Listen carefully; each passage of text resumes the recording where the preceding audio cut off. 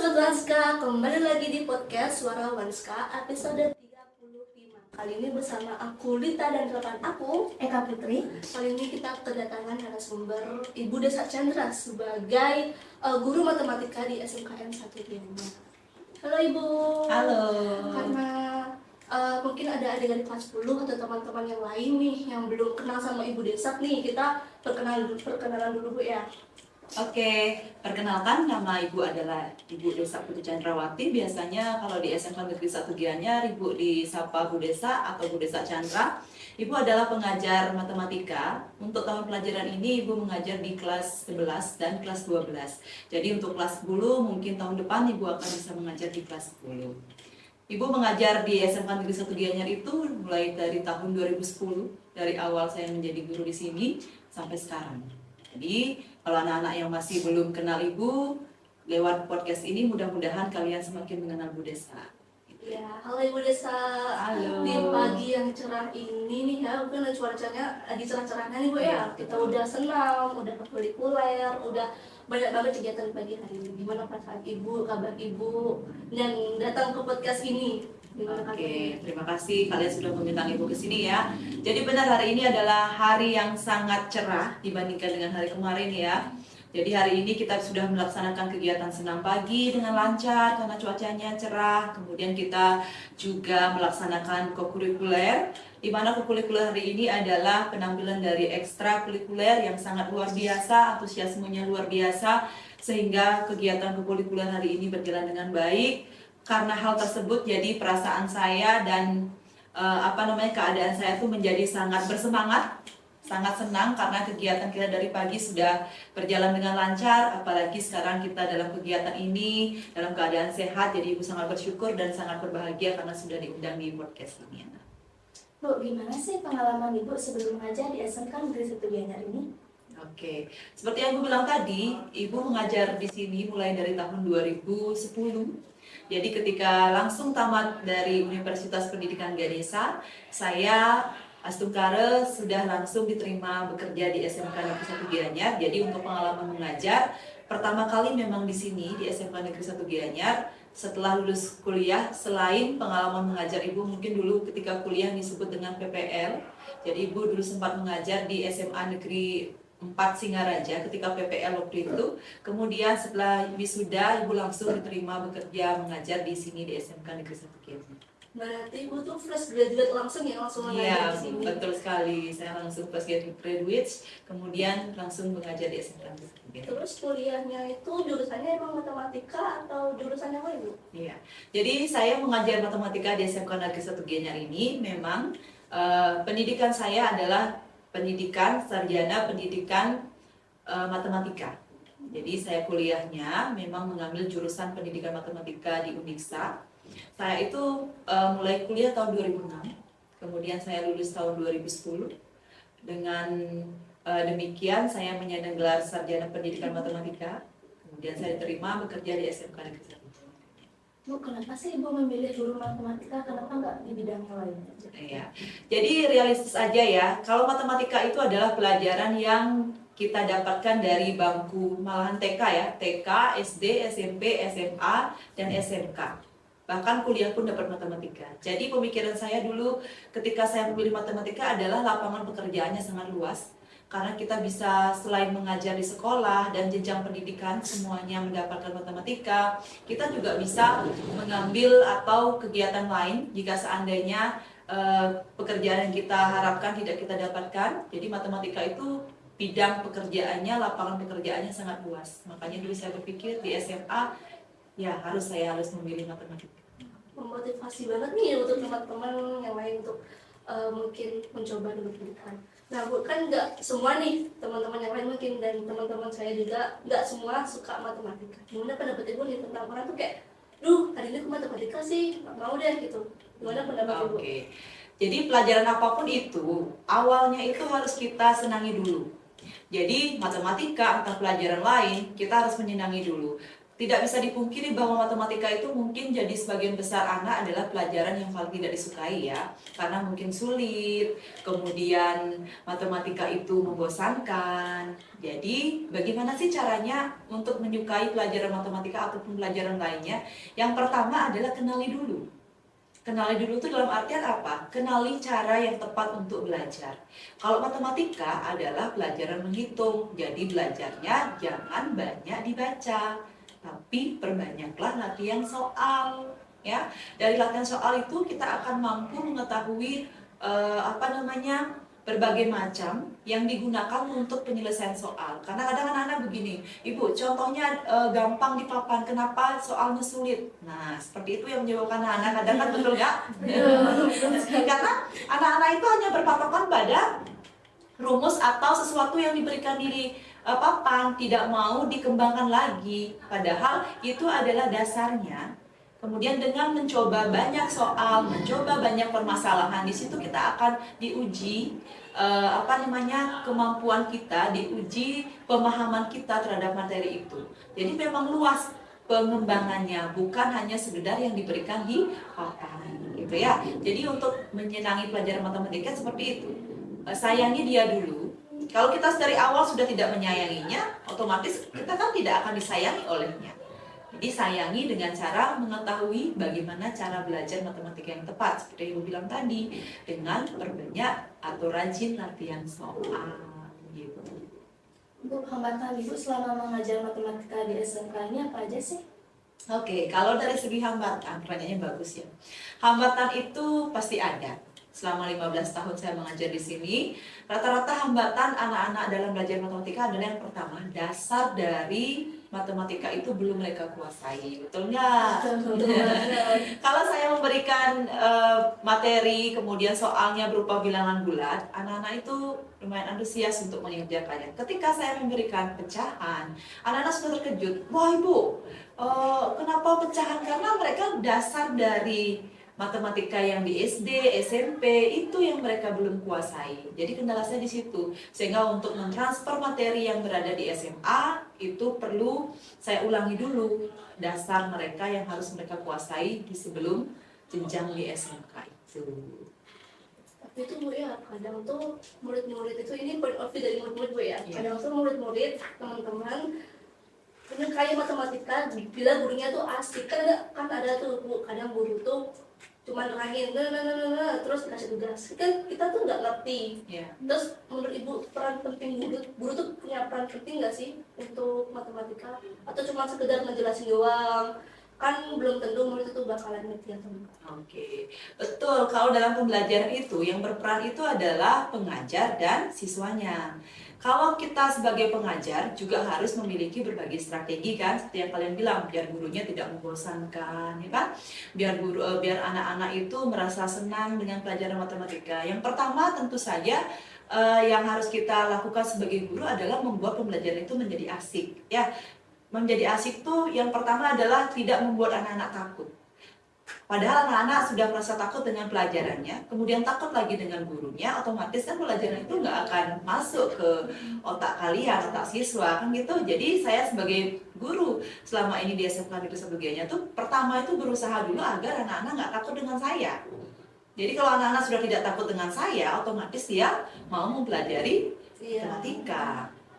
Kalau awal gurunya datang sudah takut, apalagi mau menyukai pelajarannya kan. Jadi seperti yang kalian bilang tadi, betul, jadi guru itu yang pertama harus asik dulu. Jadi kalau sudah asik, otomatis sudah gurunya disenangi, mereka akan berusaha menyenangi matematika juga. Begitu juga dengan guru lain.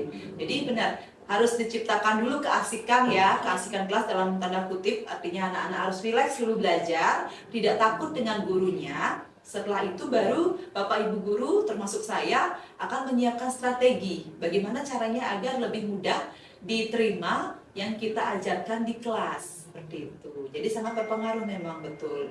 Dengan gurunya sudah mempersiapkan metode seperti itu, dengan pembelajarannya lebih asik, semoga anak-anak juga mau menerima pelajaran dengan baik, ya kan? Gimana sih tanggapan Ibu buat siswa yang nggak mau belajar matematika dan sama sekali nggak menyukai matematika? Oke. Jadi pelajaran itu semua harus dipelajari karena kita tidak tahu ke depannya harus seperti apa. Tapi kalau memang sama sekali tidak suka, jadi gimana kita memaksa anak itu kan juga tidak bisa kita paksa. Bagaimana caranya memaksa anak biar suka sekali? Karena setiap anak itu punya potensi masing-masing. Tuh. Tapi saya sebagai guru selalu berupaya agar anak-anak mendapatkan matematika yang sesuai yang diharapkan dan sesuai yang akan mereka gunakan nanti di dunia pendidikan selanjutnya seperti kuliah, kemudian di jenjang mereka bekerja. Jadi itu harus tetap mereka dapatkan, suka tidak suka misalnya, atau saya punya strategi lain kalau mereka sama sekali tidak menyukai. Jadi seperti tadi, kita buat pembelajarannya lebih asik dulu. Setidaknya kalau tidak terserap 100%, mereka bisa menyerap 75-80%, dan ada yang akan mereka gunakan untuk jenjang pendidikan mereka selanjutnya atau di dunia pekerjaan gitu ya. Jadi anak-anak itu semua saya percaya punya potensi masing-masing. Kalau mereka bukan potensinya di matematika, ada keahlian lain yang pasti mereka kuasai gitu. Tapi untuk pelajaran matematika saya harapkan semuanya itu mampu menyerapnya dengan baik ya, karena matematika itu adalah queen of science gitu kan. Dia adalah ratu dari semua ilmu. Dimanapun kalian belajar nanti, dimanapun kalian bekerja nanti, matematika itu pasti akan kita gunakan. Jadi tidak boleh ya tidak menyukai matematika. Nah itu ya. Jadi kita harus bukalah hati, karena itu adalah pelajaran yang sangat kita perlukan juga. Kita udah ngomong tentang guru yang menciptakan suasana pelajaran yang asik, terus pendapat ibu juga. Terus ibu, gimana nih pendapat ibu tentang, kan ada tuh di salah satu kelas yang matematikanya tuh di paling akhir waktu, udah mau pulang baru matematika, kan kita di jam-jam sore tuh udah capek, energinya udah habis, terus dapat pelajaran matematika tuh ada aja temennya kayak ketiduran di kelas, terus nggak nyimak, terus juga gurunya kurang asik. Ini apa pendapat ibu? Oke. Jadi kalau pelajaran matematika itu ditaruh jam terakhir, benar seperti yang kalian bilang, akan menjadi yang lebih membosankan lagi kan. Jadi kita sebagai guru, kita akan memberikan penyegaran dulu. Jadi strateginya itu adalah memberikan ice breaking, agar konsentrasi anak-anak itu kembali. Setelah ice breaking kita berikan, mungkin kita akan berikan kuis. Jadi yang kita lakukan pertama sebagai guru, ibu juga seperti itu, adalah mengembalikan konsentrasi anak-anak dulu, semangatnya dulu, karena jam terakhir itu memang betul jam rawan ngantuk ya, membosankan. Jadi itulah strategi ibu, memberikan ice breaking, memberikan kuis. Jadi setelah anak-anak kembali lagi semangatnya, baru kita masukkan dengan belajar. Berarti teknik ibu belajar di kelas itu membuat pembelajaran yang asik ya Bu? Iya, gitu. Terus tanggapan ibu kalau misalnya siswa ini kan udah dikasih jam pelajaran yang asik, tapi dia tuh tetap nggak mau belajar matematika dan memilih untuk bolos. Apakah ibu bakalan memarahi dia atau gimana? Oke. Kalau ada anak yang pilihan seperti itu ya, tapi selama saya jadi guru syukurnya belum ada sih menemukan seperti itu. Jadi kalau ada seandainya sudah diberikan pelajaran yang asik tapi tetap dia bolos, itu kan tentu saja harus diberikan konsekuensinya ya. Jadi kalau saya di awal biasanya membuat sebuah kesepakatan. Nah, kesepakatan itu sudah disepakati oleh seluruh warga kelas. Kalau ada melanggar kesepakatan itu, nanti kita akan berikan timbal baliknya. Kalau ada yang bolos, tentu saja kita akan beri pembinaan terlebih dahulu, kita cari tahu alasannya kenapa dia bolos dan agar anak tersebut tidak mengulanginya lagi, seperti itu ya. Nih teman-teman dengerin Bu Lisa Chandra ya. Nah, kita kan sudah berbincang-bincang tentang matematika itu seperti apa. Saya akan melangkah maju sedikit tentang matematika. Kan saya kelas 11 ini ya, mungkin kelas 12 saya akan melakukan PKA. Menurut Ibu, matematika dan PKA itu penting banget kan, bakal dikasih pilihan Ibu. Kalau pilih matematika itu bakalan penting banget atau bisa dikesampingkan? Oke. Begini ya, TKA itu adalah suatu tes nanti yang menggambarkan kemampuan akademik kalian, kan begitu. Jadi tapi dia adalah tidak menentukan kelulusan. Nah, tapi TKA itu akan digunakan untuk jenjang selanjutnya. Seperti misalnya seperti bilang tadi, mau kuliah, TKA itu menjadi suatu perhitungan nilainya. Dan materi TKA itu salah satunya adalah matematika. Otomatis kalau menurut kalian, kalau Ibu timbal balik sekarang, apakah matematika itu penting berarti setelah penjelasan Ibu seperti tadi? Penting banget. Oke, jadi kalau matematika itu penting berarti kamu tadi bilang kelas 11, Agelita kelas 11, jadi masih ada persiapan untuk TKA nanti di kelas 12, apalagi yang kelas 10 ya, masih ada waktu 2 tahun untuk mempersiapkannya. Jadi kita ikuti saja TKA itu dengan baik. Nanti suatu saat nanti, mungkin sekarang kalian tidak berpikir, nanti saya tidak akan kuliah, tidak akan bekerja. Selalu Ibu bilang di kelas, kesempatan itu bisa datangnya mendadak. Oke, jadi kita persiapkan dengan baik dulu. Kalau seandainya sekarang kalian berpikir tidak akan kuliah, setahun lagi kalian kelas 3 ternyata dapat tawaran yang bagus, beasiswa yang bagus, ternyata kalian sudah nggak ikut TKA, apa yang mau kalian lakukan? Ya kan, akan membuang kesempatan itu kan. Jadi berpikirlah panjang. Kita ikuti TKA dengan baik. Kita persiapkan dari sekarang, yang kelas 11 persiapan dari sekarang untuk tahun depan, yang kelas 10 persiapan dari sekarang untuk 2 tahun selanjutnya. Kesempatan itu atau peluang kalian pasti akan ada, sehingga TKA itu wajib kita ikuti biar hasilnya baik, dengan persiapan yang baik. Nanti suatu saat jika dia digunakan, kita bisa menggunakan nilai TKA tersebut ya, biar tidak menyesali kemudian hari. Berarti Ibu ini tipe guru yang ngajar matematika yang asik gitu ya Bu ya? Kalau Pasti begini ya, kalau ibu ditanya seperti itu, kalau pedagang ditanya barang dagangannya kan pasti menjawabnya dengan baik kan. Nah, saya kembalikan nih ke Agilita. Agilita adalah salah satu kelas yang Ibu ajarkan, tapi Agilita mungkin ikutnya di pelajaran Ibu setengah semester ya, karena dia adalah pindahan gitu. Jadi nanti kalian bisa tanya ke kelas yang Ibu ajarkan, kelas sekarang yang sedang Ibu ajarkan itu 11 TKP, kalau dulu adalah 10 MP, 10 BD, sekarang masih juga di 11 BD. Nah, jadi boleh ditanyakan, kalau Ibu sebagai guru ditanyakan, pasti dong kalau saya berjualan pasti saya bilang yang bagus-bagus yang gitu ya. Jadi nanti bisa kalian tanyakan, mudah-mudahan hasil survei kalian menunjukkan saya adalah guru yang asli. Ini salah satunya di kelasnya Agilis. Asik banget. Kalau terus ngejelasin kan? itu sampai kita tuh benar-benar ngerti. Bagus Iya. banget. Itu guru yang sangat cocok untuk jadi guru matematika. Ya, sekare itu ya. Soalnya kan anak-anak itu pasti boring banget ya belajar matematika. Di guru yang cuma ngejelasin doang, terus kasih tugas gitu. Nah, kita ngerti kalau nggak dijelasin secara rinci kayak Ibu Desa gitu. Ya, mudah-mudahan ya. Jadi penjelasan Ibu bisa cukup dimengerti Kak Agilita. Tapi menurut Ibu tuh ya, bagi kelas 11 kan sekarang mau belajar untuk TKA, meskipun menyiapkan dari sekarang. Menurut Ibu terlambat gak sih mungkin bagi saya aja ya, bagi saya untuk belajar matematika mengulang lagi dari awal. Jadi kan saya tuh pengen belajar matematika biar jelas banget supaya TKA nanti mendapatkan nilai yang maksimal. Menurut Ibu terlambat gak sih untuk saya mempelajari matematika di yang udah kelas 11 begini? Jadi belajar itu tidak ada kata terlambat ya. Belajar itu adalah sepanjang hayat, apalagi matematika. Jadi tidak ada kata terlambat. Mulai dari sekarang kalau mau belajar soal TKA itu bisa kalian akses di ruang murid namanya. Di GTK itu ada namanya ruang murid. Kalian cari di situ soalnya. Kalian mulai belajar dari sekarang. Jadi nggak ada waktu terlambat kecuali kalian undur lagi.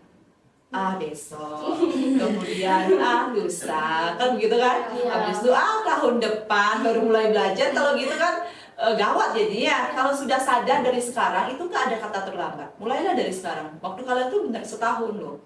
Jadi kalau untuk mempelajarinya dengan baik selama 1 tahun ke depan itu sama sekali nggak ada kata terlambat. Jadi dengan ketekunan kalian saya jamin nanti soal TKA di kelas 12 itu bisa kalian jawab ya.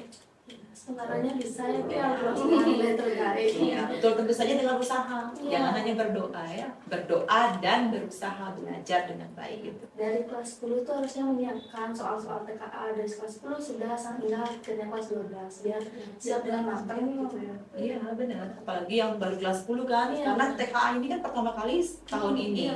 Untuk yang kelas 12 ya. Jadi kalian berikutnya sudah tahun yang kedua, Milita kampus Kelas 10 berarti tahun yang ketiga. Apalagi yang kelas 10 banyak sekali waktu belajar untuk 2 tahun. Jangan disia-siakan ya. Mudah-mudahan bisa mendapatkan hasil yang bagus dan nilai TKA bisa kita gunakan untuk keperluan yang memang betul-betul kita perlukan. Menurut Ibu, saya harus mulai dari mana nih? Kan banyak mungkin nih matematika kadang tuh saya udah coba-coba cari website tentang TKA, tentang apa aja soal-soal matematika. Terus saya bingung, saya harus mulai dari mana ya, matematika tuh luas banget. Iya. Saya juga nggak tahu data dasar apa aja yang muncul di TKA. Menurut Ibu, mulai dari mana saya akan belajar? Oke. Kalau menurut saya langsung dari soal TKA-nya. Nanti dari soal TKA kalian akan menemukan kesulitan apa yang kalian tidak kuasai, baru kembali ke materi itu. Misalnya di TKA itu dibutuhkan perkalian pecahan. Jadi kalian masih kurang fasih dengan itu. Sehingga kembalilah ke pelajaran perkalian pecahan. Misalnya di TKA dibutuhkan soal tentang barisan atau deret gitu kan. Kalian tidak menguasai itu, kembalilah ke materi barisan dan deret, pelajari lagi. Jadi kalian akan terfokus kalau mau tujuannya adalah sukses di TKA.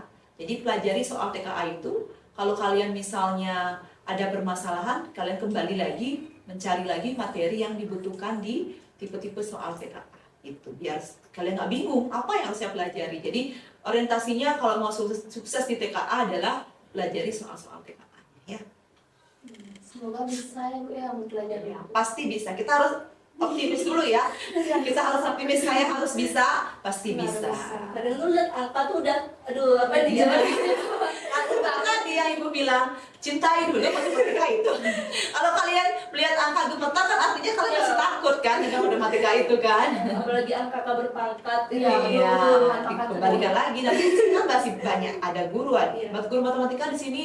Ada Ibu, ada Bu Indah, ada Pak Dewo, Pak Dewo R, sama Bu Su. Ada 5 orang guru di sini. Jadi kalau kalian sudah belajar di rumah, nanti kalian menemukan kesulitan, bisa ditanyakan kita ketika belajar di kelas atau di waktu kalian senggang, bisa cari Bapak dan Ibu guru matematikanya ke ruang guru kan gitu ya. Misalnya nih, kalau dari saya kan diajar sama guru yang lain. Misal saya ingin bertanya tentang soal matematika ke Ibu, apakah boleh atau ke guru yang lain? Oke, boleh sekali, boleh sekali. Kelas siapapun, bukan hanya gurunya, guru yang mengajar di kelas itu ya. Siapa yang kalian lihat dalam artinya Bapak Ibu gurunya ada waktu, silakan tanyakan. Makanya bilang ada 5 guru matematika di sini. Jadi bukan hanya Bapak Ibu guru pengajar kalian di kelas. Jadi siapapun boleh. Jika Bapak Ibunya masih memiliki waktu senggang ya. Mungkin suatu saat saya bakal nanya. Iya, siap. Ibu siap menerima dan membantu ya. Kurang ngerti ya, tapi kalau waktu SMP tuh lumayan ngerti tentang matematika, tapi kenapa semenjak SMP ini sangat sulit untuk dipahami. Gurunya baru mungkin pasti Iya, suasana baru. Bukan begitu juga sih. Mungkin fokusnya ya. Iya, Fokusnya ya, tingkatkanlah fokusnya dulu. Terus jamnya juga seperti yang kalian bilang tadi. Kalau jam 9.10 otomatis fokus kalian akan menurun ya kan? Jadi waktu SMP mungkin jam 1-2 kalian dapat kan fokusnya masih bagus. Itu juga salah satu penyebabnya. Bukan hanya dari Bapak Ibu guru juga. Berarti fokus waktu memperoleh jamnya itu seperti itu. Jadi banyak faktornya. Iya, fokus. Nanti kelas saya itu dapatnya itu di jam terakhir banget Bu, abis olahraga. Terus matematika, jadi kayak kita tuh kadang lemes gitu, tapi dipaksa-paksain. Iya, harus cereng dulu ya. Kadang ngerti, kadang enggak. Kita buat es breaking dulu misalnya. Iya. Tapi bapaknya kaku banget. Ayo mau ngejalanitas sih tadi. Oke, karena di sini kan biar bisa kita sharing kelas gitu ya. Gitu. Nanti mudah-mudahan lagi bisa mengajar di kelas kalian. Semoga juga bisa ngerti apa yang matematika itu sulit gampang Gitu. Terus gampang tergantung sih. Iya, Tergantung gitu orang. betul. Tergantung niatnya. Ya. Kalau makanya aku selalu pesankan begitu. Niatnya dulu, gitu kan. Kalau sudah berniat, otomatis motivasi itu tumbuh kan. Oh, saya mau belajar. Banyak yang sekarang kelas 11 yang awalnya, karena saya ada mengikuti kelas kan. Dulu kelas 10 saya ajarkan, di kelas 11 saya ajarkan. Sekarang banyak yang meningkat ininya, motivasi belajarnya. Dia mulai duduk di depan, habis itu mulai menjawab pertanyaan ibu. Jadi bagus sekali progresnya. Makanya saya beri pujian, wah sejak kelas 11-nya progres kamu luar biasa sekali. Ada seperti itu. Semoga saya bisa juga seperti itu Iya, ya. betul. Tapi ada juga nih Bu, tipe-tipe murid-murid yang agak unik nih. Kan kita udah Iya. zaman Mana ya zaman udah modern Bu ya, ada yang namanya ChatGPT. Nanti pas ulangan kan kita pakai Google Form. Google Form ya. Iya. Terus gimana sih pendapat Ibu? Kan pasti jawabannya ChatGPT sama jawaban yang Ibu kasih itu pasti beda banget. Meskipun hasil akhirnya sama, tapi kan cara-caranya itu beda. Gimana pendapat Ibu? Betul. Jadi ChatGPT, kecerdasan buatan itu adalah alat bantu, ya, bukan alat pengganti otak kalian. Kan gitu Ibu bilang selalu di kelas, Ibu selalu bilang begitu. Makanya Ibu kadang-kadang guyon begini, ayo sekarang kerjakan soalnya ini dengan otak kalian, bukan otak AI, otak Gemini. Pasti Ibu bilang begitu kan. Jadi saya berikan kesempatan, ada waktunya mereka mencari materi lewat HP. Kemudian kalau memang waktunya mereka mengerjakan soal, saya minta mereka taruh ininya, apa namanya, HP-nya. Jadi itu tujuannya biar otak mereka digunakan. Karena saya tahu kalau mereka saya izinkan untuk membuka AI, itu sebenarnya tidak salah sih. Cuman itu dijawab oleh AI itu untuk dipelajari, bukan digunakan untuk menjawab, benar-benar menjawab, tidak menggunakan pikiran kita ya. Itu untuk membantu kita memahami, itu nggak apa-apa. Jadi itu memang alat bantu disediakan untuk membantu kita memahami suatu masalah atau suatu materi ya. Tapi jangan disalahgunakan. Jadi kecerdasan itu gunakan sebagai alat bantu belajar, bukan alat untuk mengganti otak kita menjawab soal. Ya, boleh menggunakan itu boleh, tapi gunakan itu untuk memahami. Ya, ketika ulangan ya jangan pakai itu. Makanya saya selalu kumpulkan HP-nya agar kalian bisa menggunakan pemikiran kalian sendiri untuk menyelesaikan soal. Dan pada umumnya saya bukannya tidak sependapat dengan menggunakan Google Form ya, itu juga bagus, juga memanfaatkan teknologi. Kalau saya sebagian besar masih menggunakan esai. Jadi untuk menguji pemahaman anak-anak saya tentang permasalahan dari soal-soal yang saya berikan gitu. Karena kan kalau biasanya pakai Google Form tuh otomatis kan apa-nya itu bisa dibagi layar, bisa melihat Tinggal tempel soal terus taruh di ChatGPT dan jawabannya tempel lagi gitu. Betul. Jadi ada kelebihan dan kekurangan. Semua pasti begitu ya. Jadi sekarang bagaimana strategi saya sebagai guru untuk mensiasati itu agar anak-anak nggak terlalu otaknya itu beku ya. Bilang di sekolah biar otak kalian tuh nggak beku. Gunakan sekali-sekali pemikiran kalian sendiri. Jadi ketika ulangan itu saya gunakan esai biar masih bisa digunakan pikirannya. Tapi untuk belajar di rumah bagus sekali ChatGPT itu. Jadi kita tidak ada guru di rumah, jadi ChatGPT untuk membantu kalian melihat alur pengerjaannya, kemudian dipelajari di situ untuk dipahami, oh seperti ini alurnya. Gitu. Jadi sama sekali kalau itu full digunakan untuk menjawab, tidak kalian pelajari itu salah. Tapi kalau itu digunakan untuk membantu kalian mempelajari materi yang tidak kalian pahami, itu sangat menarik ya. Bu, gimana nih kalau misalnya Ibu ketemu sama orang tuh sebenarnya dari lama tuh udah suka banget sama matematika, tapi semenjak dia masuk SMK atau SMP itu tiba-tiba dia nggak menyukai matematika lagi, mungkin karena alasan dia sering duduk di belakang atau mungkin gurunya itu kurang asik atau gimana? Oke, gini ya. Banyak faktor yang menyebabkan kita berhasil, termasuk dalam keberhasilan mempelajari matematika. Kalau kalian merasa semangatnya turun, gara-gara faktor yang kamu sebutkan tadi, ayo dong kita atasi. Dan kalau misalnya dibilang gara-gara duduk di belakang, berarti tukar dong duduknya dengan teman yang lain ya. Aku di depan dong biar aku lebih konsentrasi. Kalau dibilang gurunya nggak asik, setiap guru itu ada metode pembelajaran.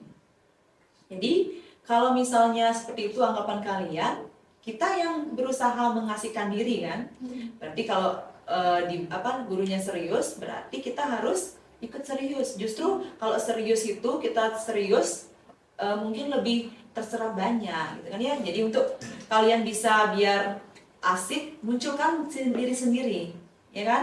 Bagaimana cara kita mengasihkan yang nggak asik, gitu kan ya, agar prestasi kita di matematika itu nggak menurun banget, jomplang banget kan. Dulu SMP saya suka, sekarang kok tiba-tiba saya nggak suka, kan begitu. Asikin diri sendiri dulu ya. Jadi kita juga nggak bisa menyalahkan faktor A, faktor B.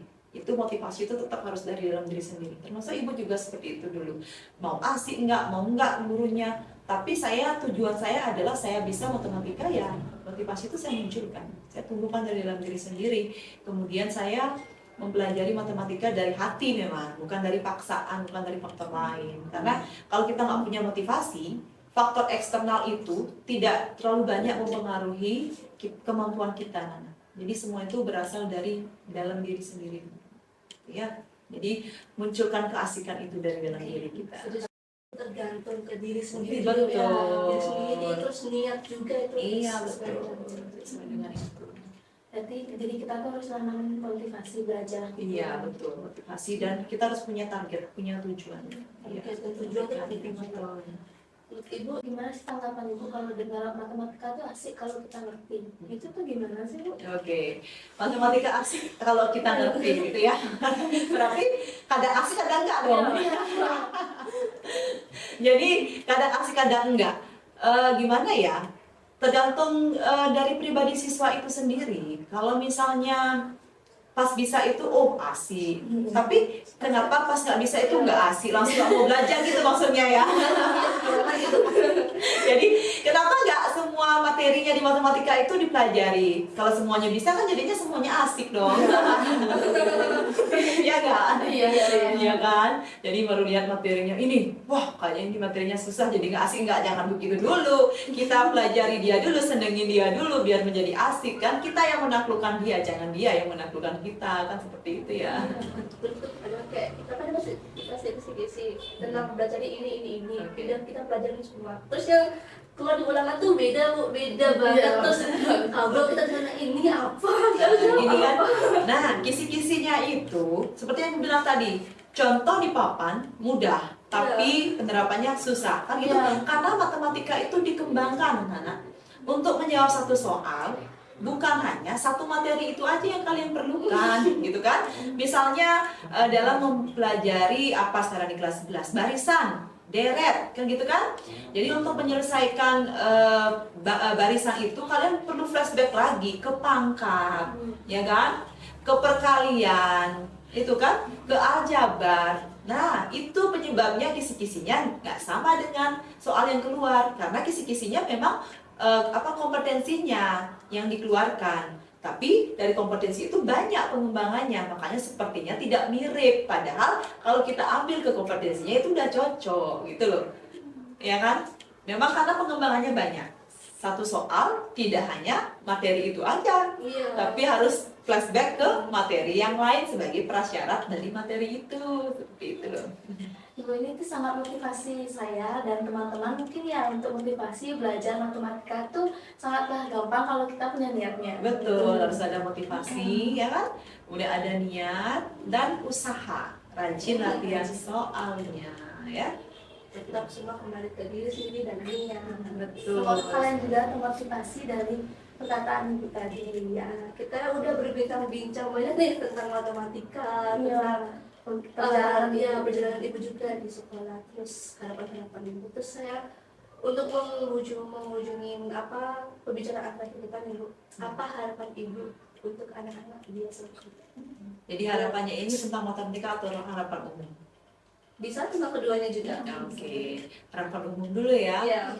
Harapan umum saya kepada seluruh anak-anak SMK Negeri 1 Gianyar adalah tentu saja kalian semua setelah lulus di SMK Negeri 1 Gianyar menjadi anak yang sukses, kemudian anak yang bisa bermanfaat untuk bangsa dan negara dan juga untuk keluarga, menjadi anak yang baik dan bisa menjaga nama baik dari alma mater kalian yaitu SMK Negeri 1 Gianyar. Kepada anak-anak yang masih bersekolah di SMK Negeri 1 Gianyar agar menjadi anak yang baik, kemudian anak yang mengikuti pelajaran dengan baik, anak yang berprestasi juga, ya kan? Kemudian untuk matematikanya adalah harapan ibu ada seperti tadi, senangi dulu matematika, jangan pernah takut belajar matematika, munculkan motivasi diri untuk belajar matematika, astungkare nanti matematika itu akan juga menyenangi kalian. Dan kalian bisa mencapai hasil yang bagus di pelajaran matematika. Nah teman-teman, itu aja pembicaraan kita kali ini. Semoga pembicaraan kali ini itu sangatlah bermanfaat bagi kalian semua. Sampai jumpa di podcast Suara Langka episode selanjutnya. Bye-bye!